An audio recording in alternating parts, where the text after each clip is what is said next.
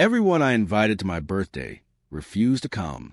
Every single one, my mom, my brothers, my so-called friends.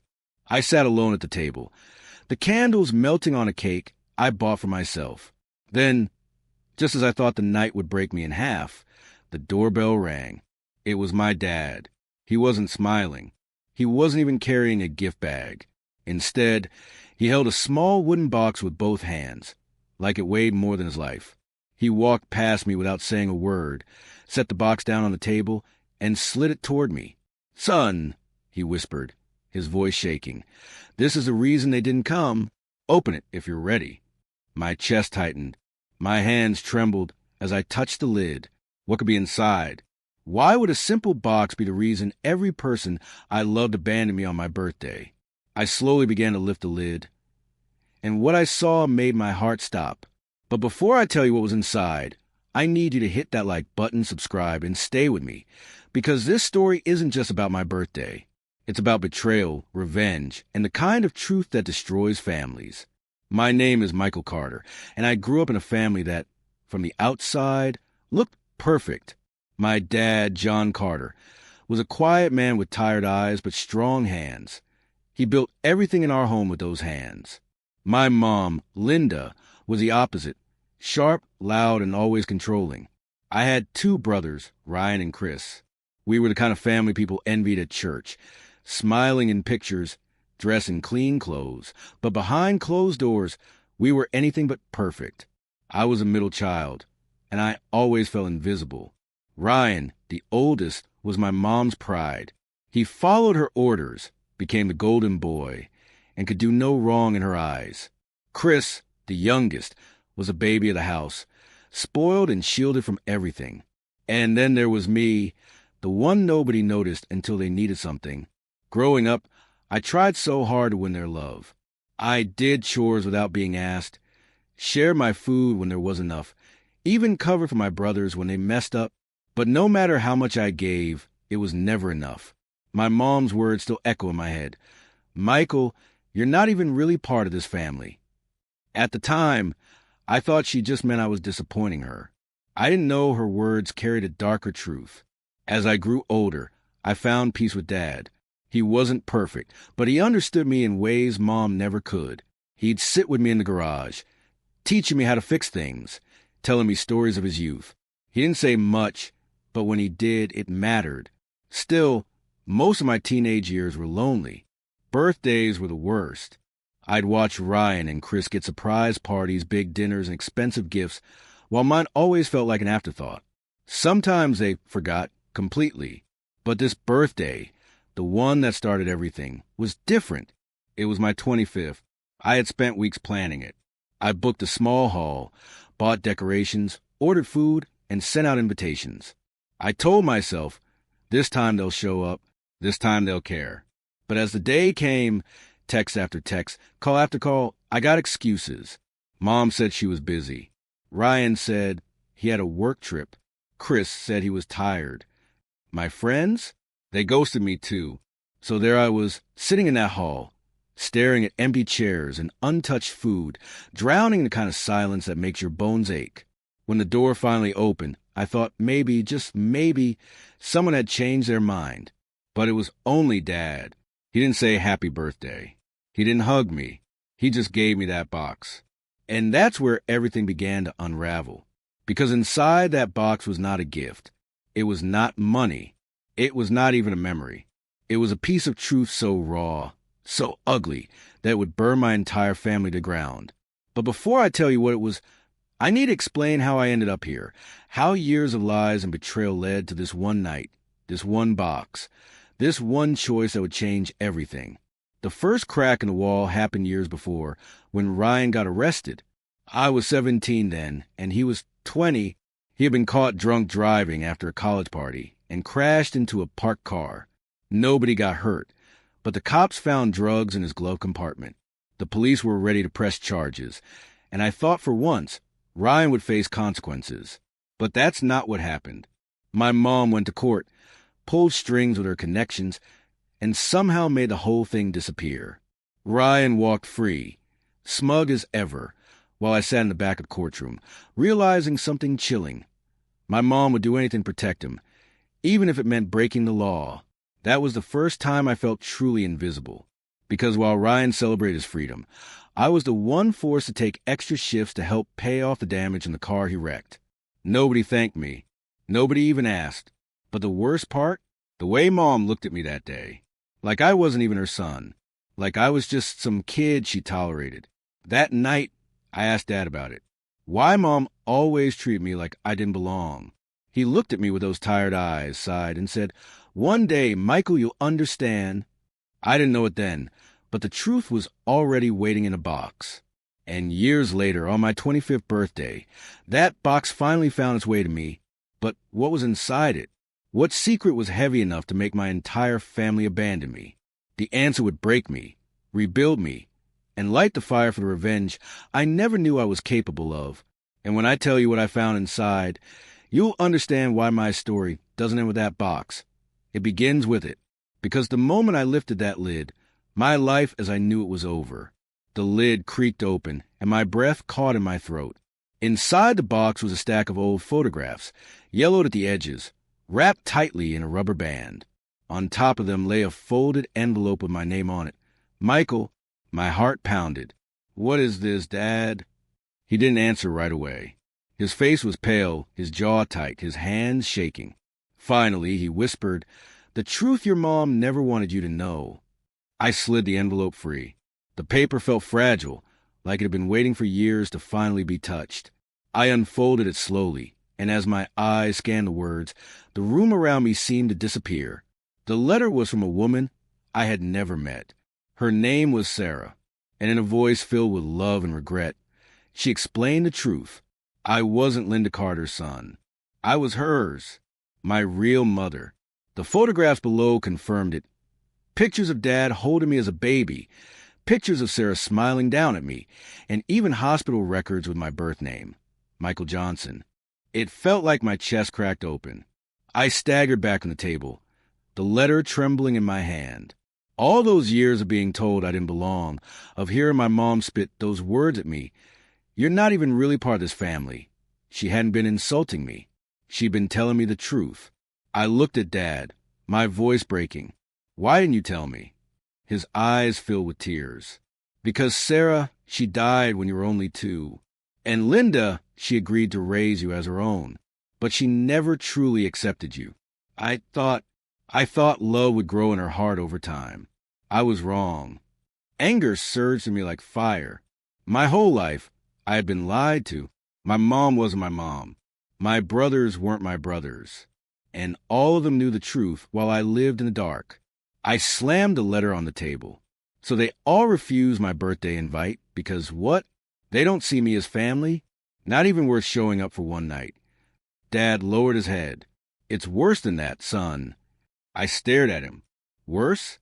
How could it possibly be worse? He clenched his fists. Because Ryan found out last year. He dug through old files in the attic. He confronted Linda about it. And instead of telling you the truth, they made a pact to cut you out, to erase you. A chill ran down my spine. Suddenly, everything made sense. The way Ryan and Chris ignored my calls. The way Mom's eyes hardened every time she looked at me. They didn't just forget me. They wanted me gone. My voice shook with rage. So they decided to throw me away like trash? Dad nodded slowly. Yes, and they've gone even further than that. Ryan, he's trying to claim everything I own. The house, the company, even your inheritance. He's telling people you're not my son at all. He wants you erased legally. I couldn't breathe. My own brother, no, not my brother, was trying to steal my identity, my life, everything. The photographs blurred in my vision as tears burned my eyes. I thought of all the nights I stayed up helping Ryan with his homework, the times I gave Chris my last dollar for lunch, the sacrifices I made to keep them safe. And this was how they repaid me? By cutting me out of my own bloodline? I gripped the edge of the table so hard my knuckles went white. They want war? Fine, I'll give them war. Dad looked at me, fear flickering in his eyes. Michael, listen to me. Revenge won't heal you. But it was too late. The fire was already lit, and for the first time in my life, I wasn't going to be invisible.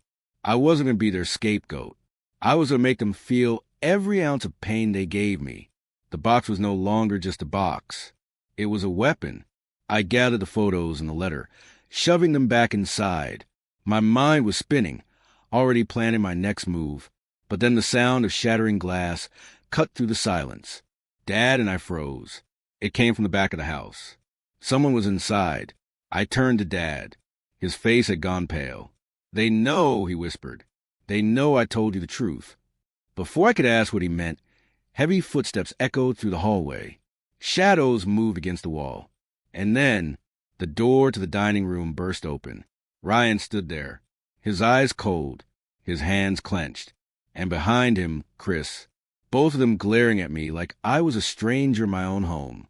Ryan's eyes locked on mine, and for the first time in my life, I saw no trace of brotherhood in them, only hatred. Chris lingered just behind him, shifting nervously, but the look on his face told me he wasn't here to defend me either. Ryan smirked, his voice low and sharp. "So he finally told you."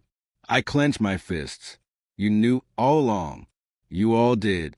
And you let me live my life thinking I was one of you." Ryan stepped forward, his shoulders broad, his presence filling the room. "You're not one of us, Michael. You never were.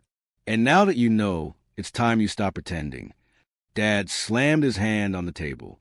"Enough, Ryan. He's my son. No matter what you say, no matter what your mother says, Michael is mine." Ryan's smirk twisted into rage. "Yours? He's nothing, Dad. He's a stray you dragged into this house. And guess what? Mom's done hiding it. Everyone knows the truth now. The neighbors, the church, the lawyers. Michael doesn't belong. And soon, everything, the house, your company, the inheritance, will belong to me." I stared at him, my blood boiling. "So this is what it's all about? Money? Power? You're trying to erase me just to take what isn't even yours yet." Chris finally spoke, his voice small. "It's not just money, Michael.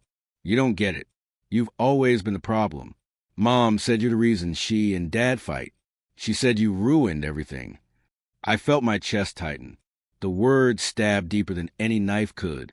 After years of sacrifice, of love, of loyalty, they saw me as nothing but a curse. Dad's voice broke. "Don't you dare blame him for my mistakes. If anyone's to blame, it's me. I made choices that hurt this family. But Michael, he's the only one who's ever shown me real loyalty." For a moment, silence swallowed the room. Then Ryan reached into his jacket. My stomach dropped as I saw the metallic glint of a gun. Dad lunged forward, his voice trembling. "Ryan, no." Ryan pointed the gun directly at me, his finger steady on the trigger. "You don't belong here, Michael. Tonight, I finish what Mom started. Tonight, we erase you for good." Chris gasped, his voice shaking. "Ryan, don't. This isn't what we agreed on." But Ryan didn't look at him.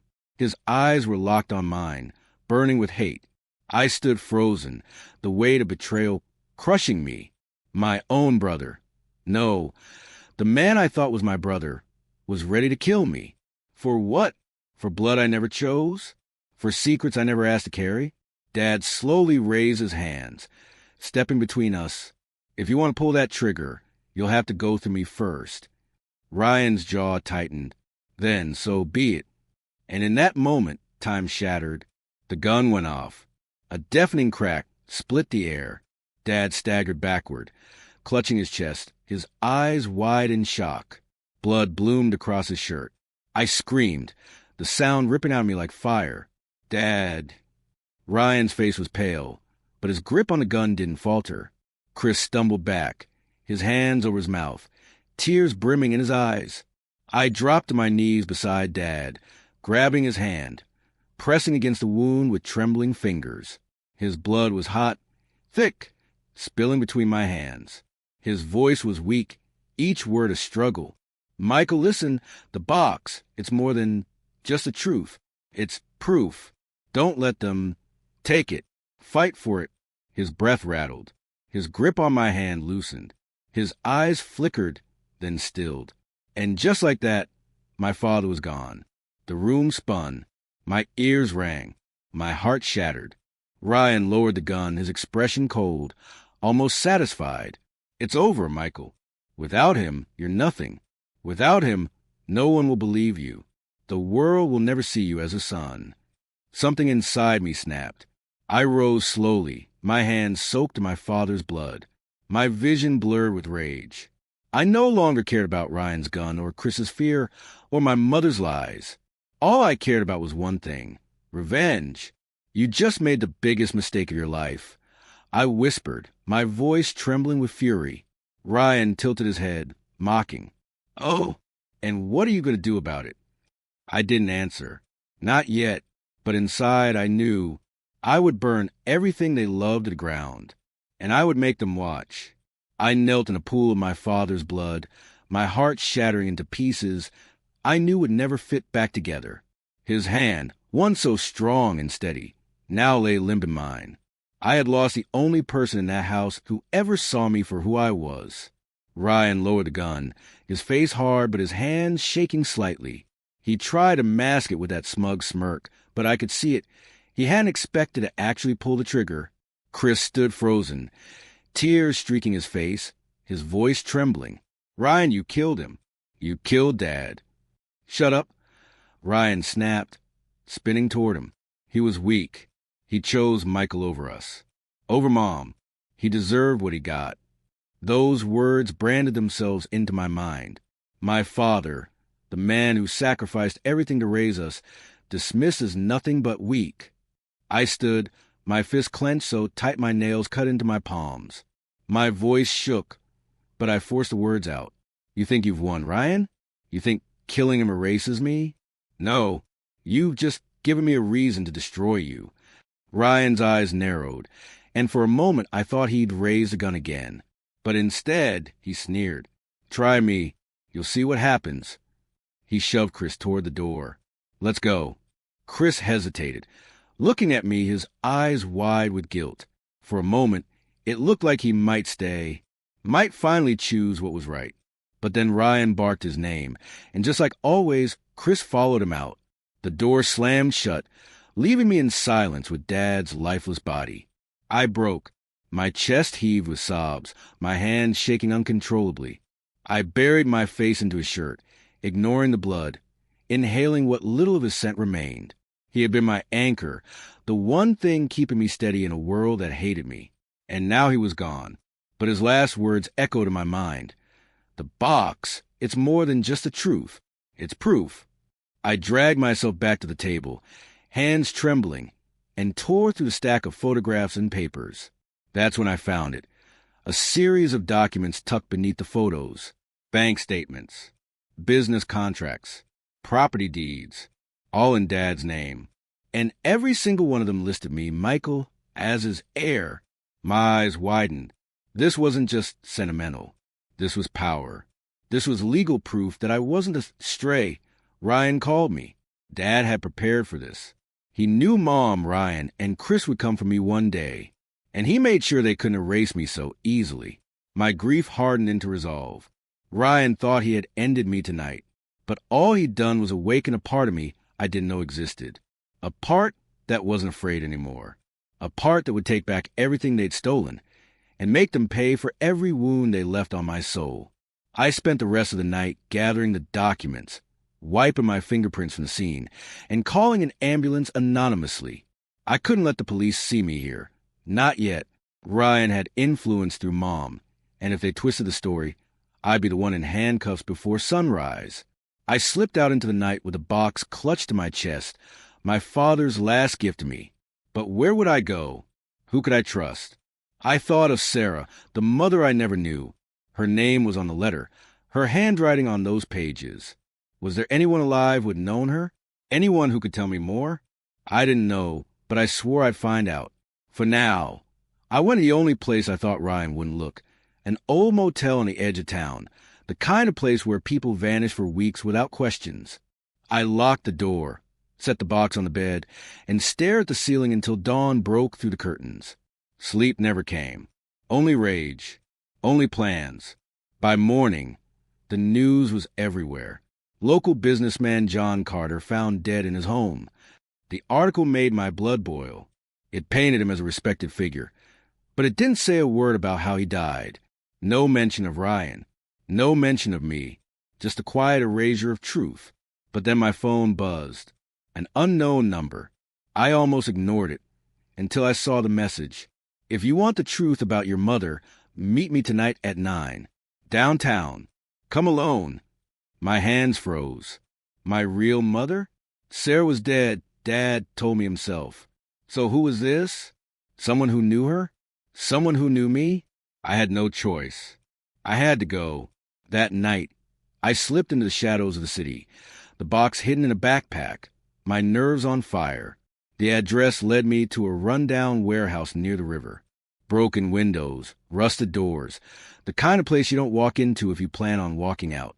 I pushed the door open slowly. The air inside was damp, heavy. A single hanging light bulb flickered in the middle of the room, and beneath it stood a woman. Her face was familiar, so familiar it made my knees weaken, because she looked like me.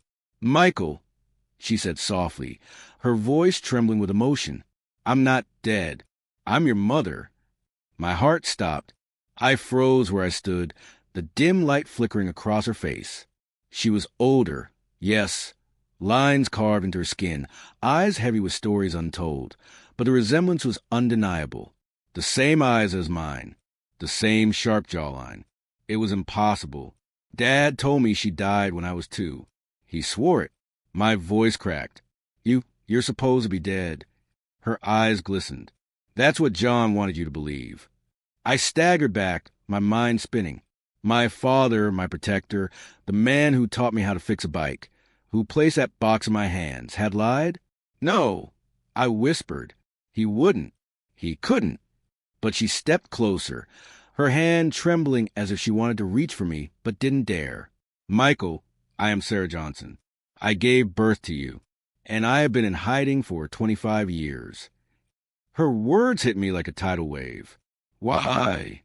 Her voice cracked. "Because Linda wanted me gone." The name sent chills down my spine.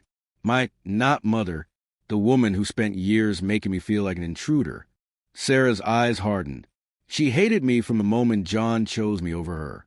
She couldn't bear the thought of another woman in his life. When you were born, she gave him an ultimatum. Either I disappear or she would destroy both of us. John begged me to leave to protect you. So I did, but I never stopped watching from the shadows. I shook my head, anger and grief colliding in my chest.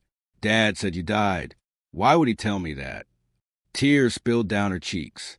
Because it was safer if he believed I was gone. If Linda knew I was alive, she would have hunted me, and she nearly did. The floor seemed to tilt beneath me. My entire life had been a web of lies, layer after layer. First, that Linda was my mother. Then that Sarah was dead. Now this. And worse, it wasn't just lies, it was war. A war my so-called family had been waging for decades. And I was the weapon caught in the middle. Sarah stepped closer, her voice low, urgent. "Michael, you're in danger now. Ryan isn't just greedy, he's ruthless. He's already killed once, hasn't he?" The image of Dad collapsing into my arms flashed before me. My chest tightened. "Yes, he killed him." Sarah's eyes closed in pain. "Then he won't stop, especially if he thinks you have the box." I froze. "You know about the box?" She nodded. "Of course. John and I created it together. It holds the truth. Documents, records, proof of who you are, who I am, and the crimes Linda's buried for years. If you guard it, you have power. But if Ryan gets it," she shook her head, "he'll destroy everything." For the first time, I felt the weight of it. Why Dad gave it to me. Why he called it proof. This wasn't just about family. It was about survival, about justice, about war. I tightened my grip on the backpack. "Then I'll never let him have it." Sarah's eyes softened. "That's why I came to you, to help you fight. But you need to know something else." Suddenly, the warehouse door slammed open. I spun around, my heart racing. Ryan, and behind him, Chris, looking pale, his eyes darting nervously. Ryan stepped into the light, his smirk cutting across his face like a blade. Well, isn't this touching? A little family reunion. My blood ran cold. How had he found me? Did he follow me? Sarah's body stiffened beside me, her fists clenched. Ryan. His smirk widened. So it's true. You're alive. He chuckled darkly. Mom's gonna love this. Chris stepped forward, his voice cracking. Ryan, please don't. Ryan snapped at him. Shut up, Chris. You don't get to play both sides. He turned back to me, eyes burning. You've been busy, little brother. First, you steal Dad's affection. Now, you try to rewrite history with your long-lost mommy. Cute. But here's the problem. You don't belong. And I'm here to fix that. His hand moved to his jacket. I knew what was coming. The gun. Again. Sarah stepped in front of me, her voice sharp as a blade. You'll have to shoot me first. Ryan's grin faltered for a moment. Gladly. He drew the gun, and the cold metal glinted under the flickering light. But this time I didn't freeze. This time I wasn't a scared middle child, the invisible boy, the victim. This time I moved. I lunged forward, knocking the gun from his hand. It skidded across the concrete floor.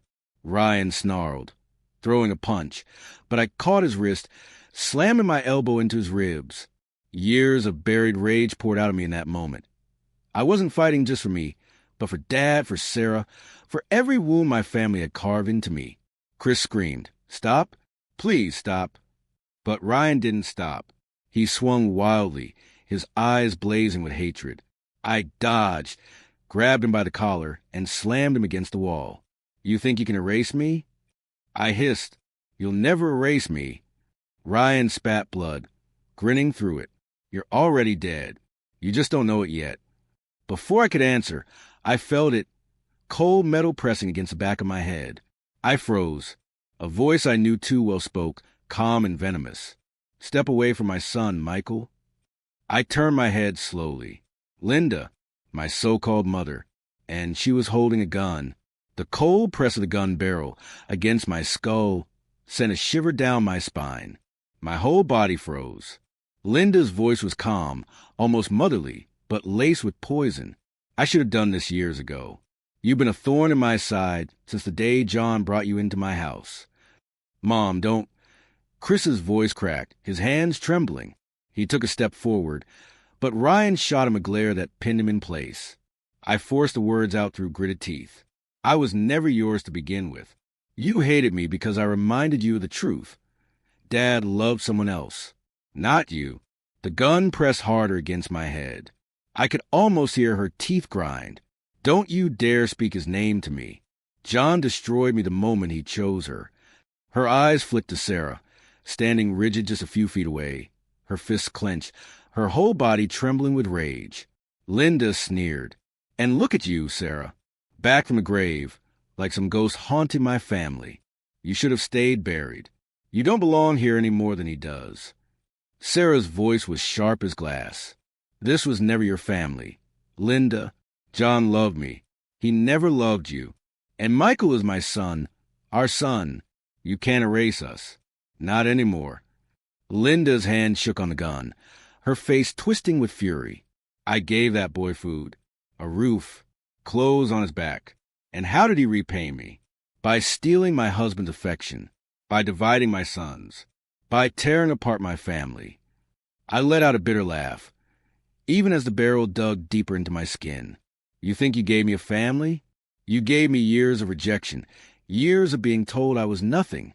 You never loved me, and you never could, because I was proof of everything you weren't. Her lips curled back in a snarl. For a moment, I thought she would pull the trigger right then. But Sarah stepped forward, her voice low and commanding. Linda, if you kill him, you kill the last piece of John. And deep down, you know he loved Michael more than he ever loved Ryan, more than he ever loved you. Ryan roared, lunging at Sarah, but I twisted just enough to slam my elbow into Linda's arm. The gun fired. The shot echoed through the warehouse. The bullet missed me by inches, slamming into the wall. Chaos erupted. Sarah tackled Ryan. Chris screamed. I whirled on Linda, wrenching the gun from her hand. We struggled, her nails clawing into my arms, her face contorted with years of bitterness and rage. "You don't belong," she screamed, spittle flying. I shoved her back, pointing the gun at her. For the first time, she looked afraid. "Neither do you," I whispered. Sarah shouted behind me, her voice strained. "Michael, don't let her turn you into her." My hands shook, the gun heavy, hot in my grip. Linda glared at me, daring me, as if even now she thought she could control me. Chris stumbled forward, his voice breaking. "Michael, please don't become like Ryan. Don't become like her." For a moment, the world went silent. Just me, the gun, and the choice that would decide everything. I lowered the gun. Linda's eyes widened, confusion flashing across her face. Then I said the words that had been burning in me for years. "You don't deserve my rage. You deserve something worse. Irrelevance. I'll destroy you in the only way that matters. By making the world see who you really are." Before she could respond, sirens wailed outside the warehouse. Red and blue lights flared through the broken windows. Ryan's face drained of color. "You called the cops?" I shook my head. "Didn't have to. You were loud enough to bring them yourselves." The doors burst open. Officers swarmed in, guns raised. Sarah raised her hands. Chris did the same. Linda screamed, trying to point at me, but I dropped the gun to the ground, my hands in the air. "Officer," I said clearly, my voice steady despite the storm inside me. "My father, John Carter, was murdered by my brother Ryan, and I have proof." I reached into my bag, slowly, and handed over the box. The lead officer opened it, his eyes scanning the documents, the photographs, the letter. His face hardened as he looked back at Ryan and Linda. Ryan lunged forward, shouting, "He's lying. He's not even part of this family." But Sarah's voice rang out like thunder. "He's my son, and John's heir. That box proves everything." The officers didn't hesitate. Ryan was wrestled to the ground, his wrists cuffed behind him as he screamed. Linda fought too, shrieking like a wild animal, but they dragged her down. Chris stood frozen, tears streaming down his face, whispering apologies that came too late. As Ryan was shoved toward the door, he turned his head, his eyes locking on mine. "This isn't over, Michael. I'll make you pay, even from behind bars." I held his gaze, my voice low and steady. "You already lost. You just don't know it yet." And for the first time in my life, I believed it. Hours later, the warehouse was quiet again. Sarah sat beside me on the cold floor, her hand gripping mine. For the first time, I felt the warmth of a mother's touch. "You're not alone anymore," she whispered.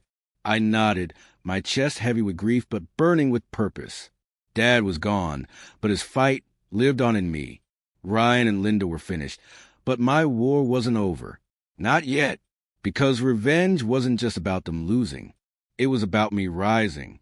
And I swore, as the first light of dawn broke through the shattered windows, that I would never be invisible again.